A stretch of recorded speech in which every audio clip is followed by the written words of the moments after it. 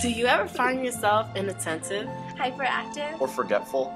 Do we have a video for you?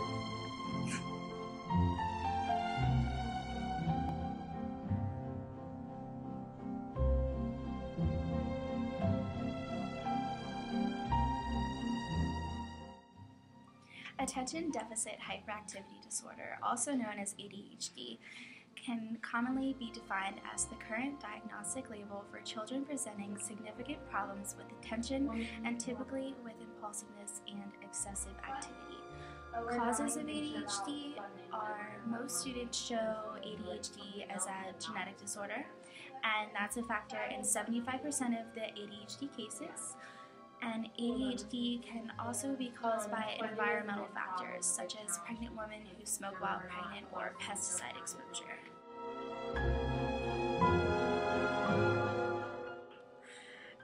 Some cognitive characteristics found in students with ADHD are low working memory, which include inadequate encoding and retrieval of linguistic information, reading disability, and they show disorganized thinking and planning. Some behavioral characteristics found in ADHD students is inattention, impulsivity, aggression, and low social skills. Students with ADHD demonstrate significant difficulties in adjustment, social functioning, and internalizing behavior. Children with ADD are more internalizing but less antisocial, less rejected by peers, and less externalizing. Some characteristics that you might find in the educational environments are inability to listen, failure to follow through on instruction, failure to complete schoolwork, chores or duties, difficulties in organizing tasks, avoidance of tasks requiring sustained mental effort, being easily distracted by extraneous stimuli, and forgetfulness while performing daily activities. Cognitive characteristics and behavioral characteristics we just went over when we talked about inattention, impulsivity, and aggression. Here is an example of what students can look like while exhibiting those characteristics.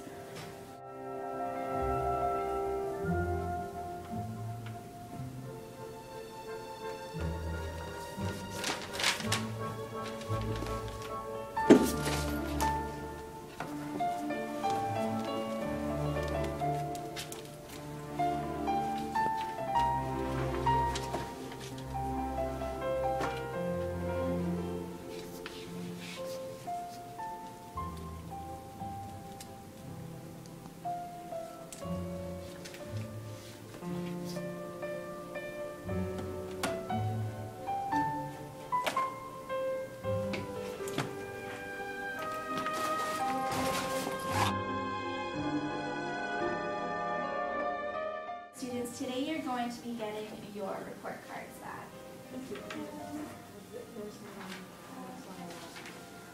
An F? Oh man. I wish I didn't have ADHD. It makes me hard to pay attention. I can't focus. There's so many thoughts running through my head. How can I get an A when I have all this stuff to work out? Oh, even worse, now when I'm older, I'll more likely to have early substance abuse and depression and driving accidents. Oh man. So my third student said, it was just a turkey. Oh man. But seriously, in my class, I have a student with ADHD. It is one of the hardest things to deal with. With the bullying and the inattention, and he just goes and he takes tables and put it on top of his head, and it's so hard for me to just give him that attention that he needs to get him to understand the material. I don't know how to get him to get it. And the kids pick on him and they think that I don't notice it. And then he picks on the kids and this whole bullying thing. And then the parents are on my case because they want me to help him out. But it's hard with 23 kids and then just this one kid that has ADHD. That skit you just saw was what we portrayed as a faculty room, what the teachers talk about when they're facing these challenges of students who have ADHD. In our findings, we found that one of the hardest parts about it is the students with their inattention, their poor memory, their poor control of themselves, organization, their cognitive functions, and their problem solving. Another thing that teachers can struggle with while dealing with a student who has ADHD is their parents. A lot of times, if their parents are unaware that their child has ADHD, it can pose a problem for teachers because then the students aren't necessarily medicated. With the students being on medication, it would obviously help them be able to concentrate more on class and to attain better grades and social relationships with peers. He's doing really well in math. I've seen a large improvement, but he's still not paying attention too well in spelling. So if you could work with him at home on the spelling words, so he has a little extra help after school, so he's not just he's in a more comfortable environment, not just at school where he always has these distractions. You could probably set up a separate learning environment, which would be good for him. That sounds like a great idea. Is there anything else that he's having problems with in school right now, or is that the only thing that he's really struggling with? Spelling is the big thing. Math is always something that you can improve on. But I think that's about it. Thanks for coming in. Thank you. You just watched an example of what a parent-teacher conference may look like when discussing a child with ADHD and what they can do to work together to improve the student's academic progress. Some other strategies include breaking down days and lessons into sections while giving positive feedback, keep a structured routine while also being flexible, setting up tables where the student with ADHD is placed with very focused students who will not be distracted, use a classroom point system where points can be earned individually or as a group. There is also an individual education program. Students can get individual programs where they can be taught in an environment that is specially designed for their needs. There can also be a separate tutor that can be brought in the classroom to work one-on-one with the student while doing assignments, kind of like an assistant teacher or a TSS. ADHD, Attention Deficit Hyperactivity Disorder, is one of the most common mental disorders that develop in children. According to Dr. Ben Vitiello of the National Institute of Mental Health, nearly 5% of all school-age children may have the condition. The main symptoms of attention deficit disorder are hyperactivity, which means a motor activity that is not really aimed at specific tasks and it is developmentally inappropriate, level of impulsiveness that are also considered to be abnormal for the developmental stage of a child, and sometimes also combined with inattention, inability to concentrate on tasks long enough in order to complete the task that a child of a certain age should be able to do. But Dr. Vitiello points out the presence of symptoms does not necessarily mean a child has ADHD. Clinical evaluation needs to be made of a child showing behavioral issues that create problems at school, at home, or in social settings. Stimulant medications such as Adderall or Ritalin have been proven to be highly effective in controlling ADHD symptoms. But oftentimes the question is asked, how can stimulants be used to treat hyperactive behavior?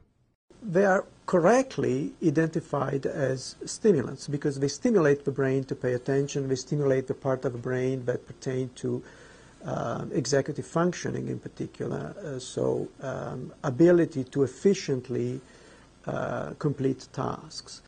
As the child performs more efficiently and is more focused, it may look that he is calm.